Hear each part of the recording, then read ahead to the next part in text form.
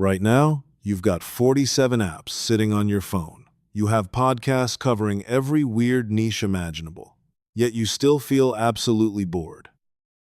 You catch yourself staring at the ceiling, bored out of your mind. So, ask yourself a question literally nobody stops to think about. What did ancient humans actually do when they hit that massive wall of boredom? Not medieval knights, not the ancient Romans. We're going way back. It was 100,000 or 200,000 years ago. There was zero writing, zero art, and no music. There was no language as you would recognize it. Just people sitting in the dirt with absolutely nothing to do. The answer flips everything entirely. It flips everything you know about creativity and the origins of religion. It explains why your brain operates the exact way it does. But hold on a second. Did boredom even exist back then? Seriously, science fought over this exact question for an incredibly long time. The baseline assumption was always that our great ancestors were too panicked. They were just way too busy staying alive to ever feel bored. Every single waking second was spent hunting or grabbing berries. They were stacking branches so they wouldn't freeze to death at night. There was absolutely zero downtime. But it turns out, that assumption was a total joke. It was just completely and utterly dead wrong. In 1966, an anthropologist named Marshall Solins dropped a massive paper. It completely wrecked the standard historical timeline we all believed. He had spent years watching the Kung people out in the Kalahari Desert. These guys operate somewhat close to our original factory settings. Here's what he finally found out. They worked, on average, maybe 15 to 20 hours a week. That's absolutely it. They didn't work 15 hours a day, they worked 15 hours a week. Let that crazy fact sink in for a moment. While you're pulling 40 to 50 hours at a desk, they rested. The ultimate prehistoric survivalists were basically working a part-time retail schedule. What did they do the rest of the time? They rested and chatted. They literally just sat there in the dirt. Solins ended up calling them the original affluent society. It wasn't because they were hoarding stuff. It was because they were swimming in time. They had more pure, uncut free time than almost any modern human right now. So, the real mystery isn't whether they got bored.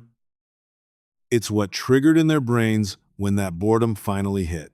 Let's start with the most obvious reaction first. They just went and played. That sounds completely basic, right? It actually isn't basic at all. Stay with me here as we look at the hard evidence. Back in 2010, archaeologist Francesco De Rico and his crew made a discovery.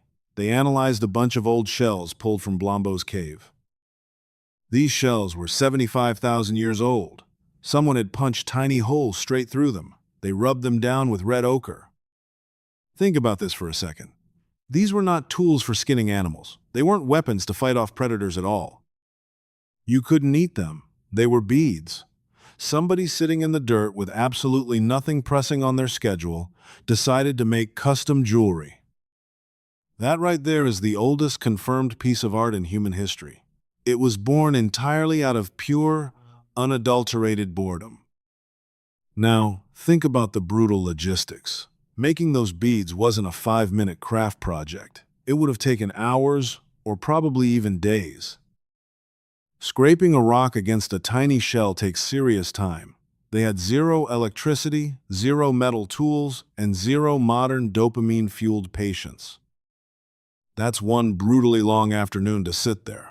But they did it anyway. Why did they push through that tedious task? The only alternative was staring at a blank cave wall until the sun went down. Necessity didn't invent art, boredom did. You see the exact same glitch happen with music. Fast forward to 2008, a team excavating a cave pulls up a flute. It was a literal instrument carved out of the hollow bone of a dead vulture. It had 5 perfectly spaced finger holes. It was 40,000 years old. Let me frame that massive concept for you. This happened 40,000 years ago. It was long before the first farm. It was before a single city existed. It happened before anything you and I would call civilization. Somebody picked up a piece of a dead bird and thought about it. I'm going to make some cool noises with this. They didn't do it because they had to do it. It was because they had a completely free Tuesday afternoon and a bone laying around. It turns out, music is exactly the kind of weird math your brain defaults to. It happens when it has absolutely nothing else to process. Neuroscientist Daniel Levitin studies the origins of music. He makes a massive claim about this. Our ability to process music actually predates our speech. Our brains were hardwired to pick up on rhythm and melody. We did this way before we figured out how to string complex sentences together. This makes perfect sense, right? Rhythm is basically just pattern recognition. And recognizing patterns is exactly what kept us alive back then. Our bored ancestors took that biological survival tool and flipped it into a jam session. Boredom didn't stop at painting shells and blowing bones. It built something infinitely more dangerous. It built human imagination. Think about the physical mechanics of being bored for a quick second. You literally cannot experience boredom unless you understand the concept of time. To feel bored, your brain has to realize this current moment is dragging. You have to understand that something else could be happening instead. You have to realize that the future is a real, tangible concept. It has the potential to be significantly less terrible than right now. Boredom is literally the very first biological red flag. It proves a brain has leveled up to imagine things that do not exist yet. Animals simply don't get bored the way we do. A golden retriever sitting by the front door waiting for its owner isn't bored. It's just sitting in standby mode. It's waiting. It lacks the mental software to think about what else it could be doing. But a human being? That's a totally different story. A human sitting around a campfire 100 millennia ago starts to let their mind drift. They are rapidly running out of things to do. They stare at the embers and start asking the dangerous questions. What if the mammoth hunt goes totally sideways tomorrow? What if that rustling out in the dark is something hunting us? What is actually hiding behind that massive mountain range? Where exactly do we go when we stop breathing? Every massive existential question religion has ever tried to tackle comes directly from this. Every single puzzle philosophy has ever debated shares this root. Every theory science is still actively trying to nail down today started here. All of these major breakthroughs share the exact same origin story. Somebody was painfully bored out of their mind, and their brain went totally rogue. There's hard science backing this up right now. In 2013, psychologist Sandy Mann published research proving a fascinating point. She proved that being bored directly supercharges your creative output. She locked people in a room and forced them to perform a mind-numbing task. They literally copied phone numbers out of a massive directory by hand. Then, she pushed them to the edge of absolute, mind-melting tedium. Right after that, she hit them with a creativity test. The results weren't even close. The bored group absolutely destroyed everybody else. Why did that happen? When the brain is starved of outside entertainment, it panics. It's forced to generate its own internal stimulation. Leave the human brain to its own devices and lock it in an empty room. It turns into a bizarre, high-powered engine. But we're missing the biggest piece of the puzzle. There is one more crucial thing our ancient ancestors did when the hours dragged on. It's the one thing that actually changed the trajectory of the planet. They talked. They didn't just sit around discussing hunting tactics. They didn't just discuss food logistics. No, they told stories. Anthropologist Robin Dunbar spent years analyzing what modern humans actually talk about. He figured out that human social groups max out at around 150 people. He analyzed conversations when there is no agenda. What was his finding? Roughly 65% of all human conversation is straight-up social gossip. It's all about who did what to whom. Who said what? What happened to that guy you both vaguely know from the next valley over? Seems like a massive waste of breath, right? You'd be wrong. Dunbar argues that language itself didn't actually evolve for practical communication. It actually evolved for deep social bonding. Before words, our primate cousins built trust by physically grooming each other. They picked bugs out of each other's hair. This took forever. But physical grooming is a complete nightmare for time management. It's strictly a one-on-one transaction. You can only pick fleas off one friend. Language completely hacked the system. It replaced physical grooming. Suddenly, you're sitting by the fire, and you can socially bond with 3 people. You could bond with 10 people at the exact same time.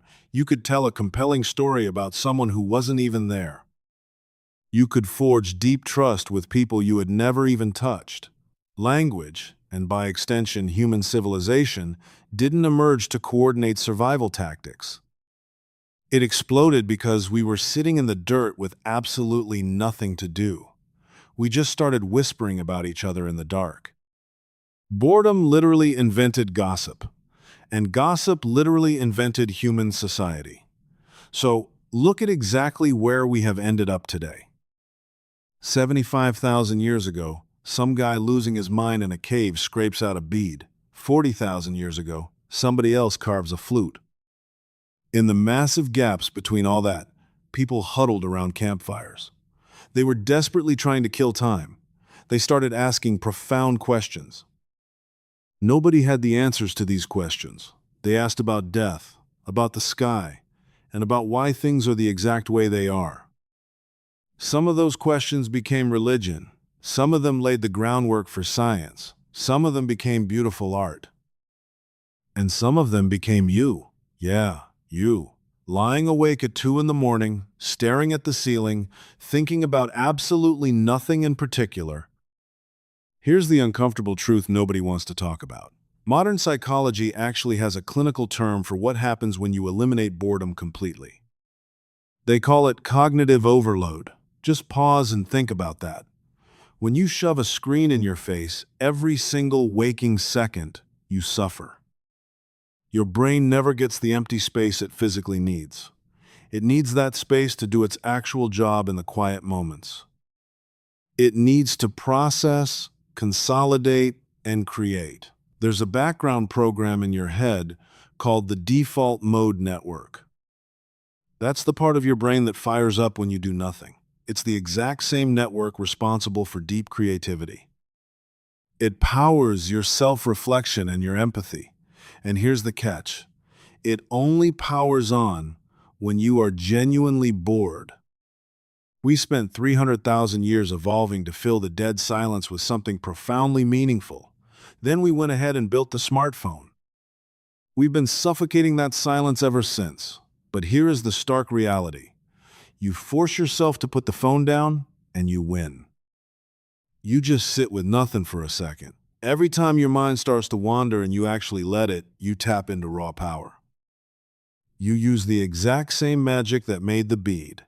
You use the exact same glitch that carved the flute. Boredom didn't hold us back. It's the absolute cheat code that made us human in the first place. So close the app, let your mind wander, and find out.